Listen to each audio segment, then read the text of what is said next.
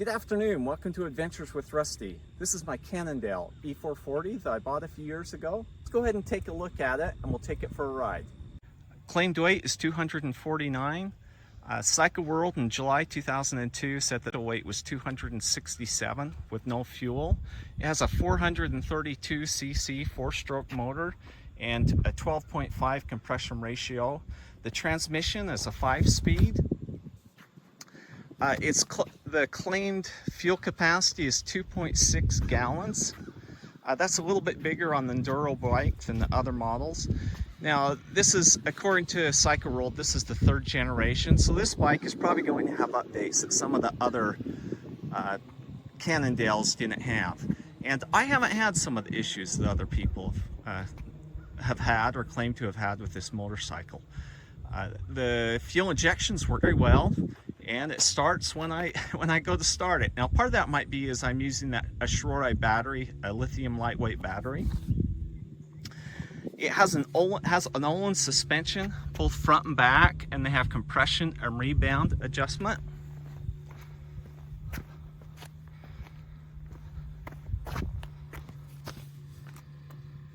The way you check the oil on this bike is, you see this little view window? Now, there should be just a bubble visible there. It's probably a little bit overfilled, but you start the bike, you let it run for a minute, and then you check that window. The engine oil is separate from the transmission oil. Let's go ahead and start the motorcycle.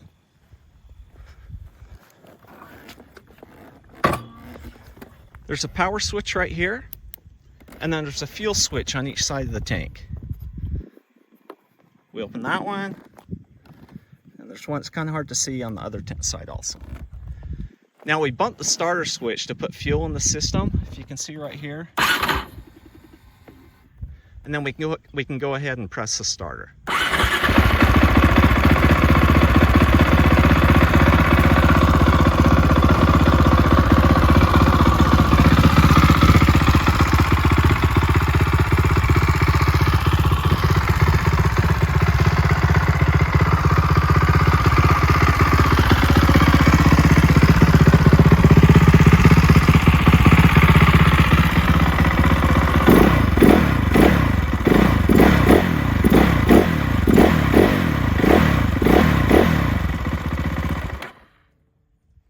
As you can see, it's a fairly aggressive motor.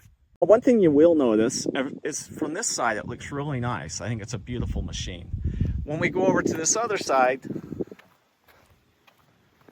well, we have hoses going everywhere, and it's not quite as pleasant there. Now this bike does seem to run a little bit hot. One thing it does is it spits a little bit of coolant, and so we have a bottle on the side to catch it. And then when it cools down, it can pull that back into the radiator. Now there's a couple of things I don't really like about this. One is the exhaust, it's loud. And so I feel like I might be annoying my neighbors whenever I start it. The other is I wish it had a wider ratio transmission.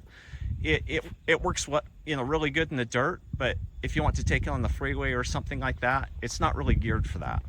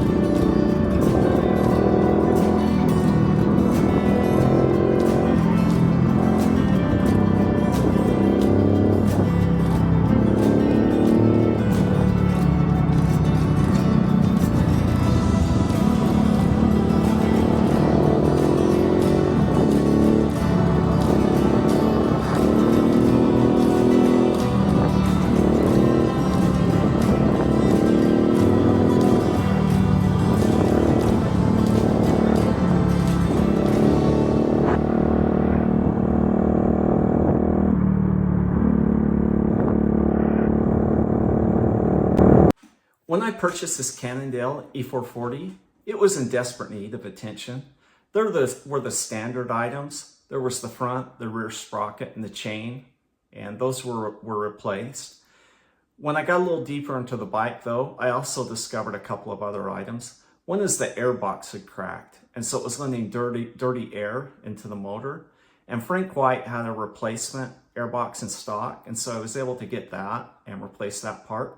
The other item I discovered was that the impeller had become detached, and so it wasn't circulating coolant like it should. And I was able to get those parts and also replace those. The good thing was the motor ran well. It still made good power, it pulled strong, and it was fun to ride. There was one other item, and that was the frame. The frame had a nasty dent on one side. And for a bike that I took such pride in, I didn't want to have a dent in the frame. Now here's the dent in the frame that I was telling you about, the original frame. I thought about, taking it somewhere or having it heated up and pulled out, but I was afraid that that would soften or detemper the metal. I was talking to Frank White. I think I was probably in Centerville, and anyway, Frank had stacks of Cannondale, 2002 Cannondale frames there, and he made me an amazing deal on a frame, and so I was able to get a brand new frame.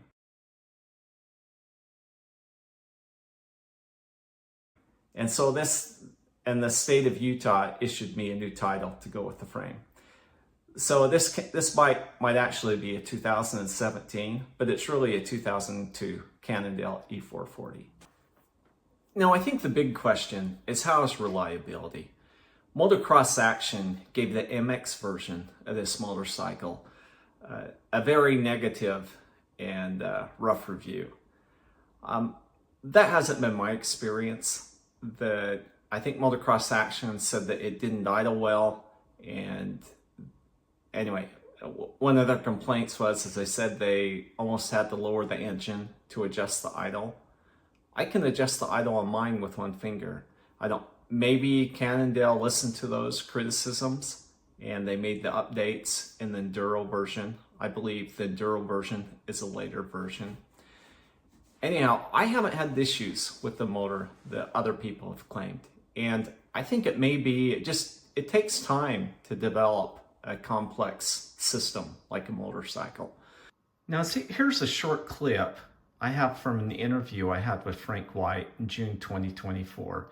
And he provides his insights on Cannondale and the release of their motorcycles. They started having financial trouble. Guess what? They let the money people push them around. Yeah. So they pushed Montgomery into getting the product to the market too soon. They should have ran it for another year or two. Yeah. If they would have gone all these kinks worked out. Now Frank White got tired of people saying that it wasn't reliable, so he decided to race it to show what it was capable of. I gold medal on the 6-day qualifier. I rode it on the 450. I get tired of people bitching about how the bike wasn't reliable. That's why I decided to race it. At this point, Frank White provides his thoughts on the Cannondale 440. Well, when did you first ride it? What were your thoughts the first time? I thought it was a very fun bike. The fuel injection worked great. It was fun. It was easy to ride. It's basically a copy of a Honda CR250 frame, which was a good engine frame. It was just very easy to ride. Had good torque, just good power. It was a good motorcycle. Now here is an article from Cycle World by Jimmy Lewis, and it's July 1st, 2002, and it's on the Cannondale E440. And here's the first excerpt.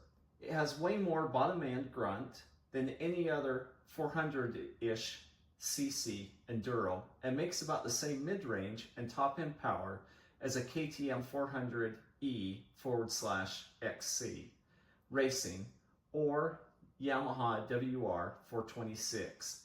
And it was the first sub 450cc bike to climb one of our Death to Wheaton Motors sandhills twice even, and easily. In this next excerpt, it says the E440 has its own unique ECU settings, and by design deadens the power delivery at low RPM and small throttle openings. Then, in the mid-range, the engine comes alive and pulls to far higher revs than common sense would dictate. In the next excerpt, it says, everyone who rode the Cannondale was amazed at how smooth and easy it was to ride. Torque is astonishing. In the final excerpt, it says, aluminum chassis is first rate and as stable and flex-free as it looks. Overall, the bike has competition poise. Now, in a Dirt Rider article by Carl Kramer and Jimmy Lewis, they say, ATK claimed the bike we tested had several hundred hours as a test mule for 2008 improvements.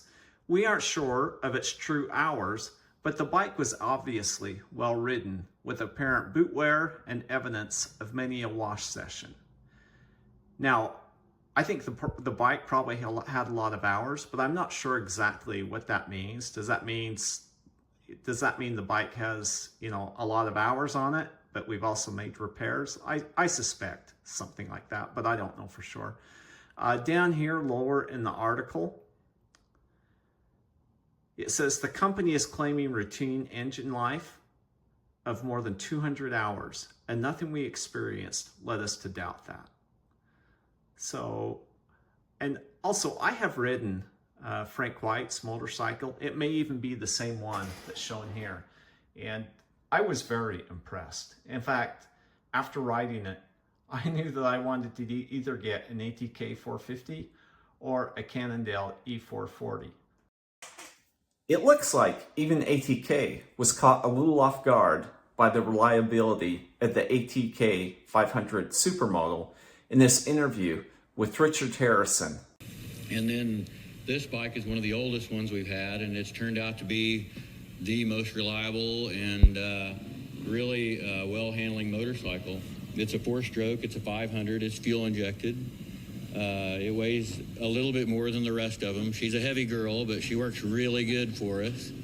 And we have pretty much reached almost the end of development on this. This has some new things, like Suzuki's using the fuel pump inside the aluminum tank. Ours has that. It's got fuel injection on it also, big throttle body. It's a 5-speed unit. And, it's really kind of caught us off guard. We were hoping to race the ones on the end, and they let us down, and this one's turned out to be one of the best ones that we have. Thanks for watching. I hope you enjoyed the review. If you happen to pick up one of these Cannondale E440s, or any of the Cannondales, or an ATK 450, ATK still has lots of parts in stock, so they're a good source for parts. Also, I think Dave Muller has parts he can help you out with, and there may be others. Anyway, thanks for watching.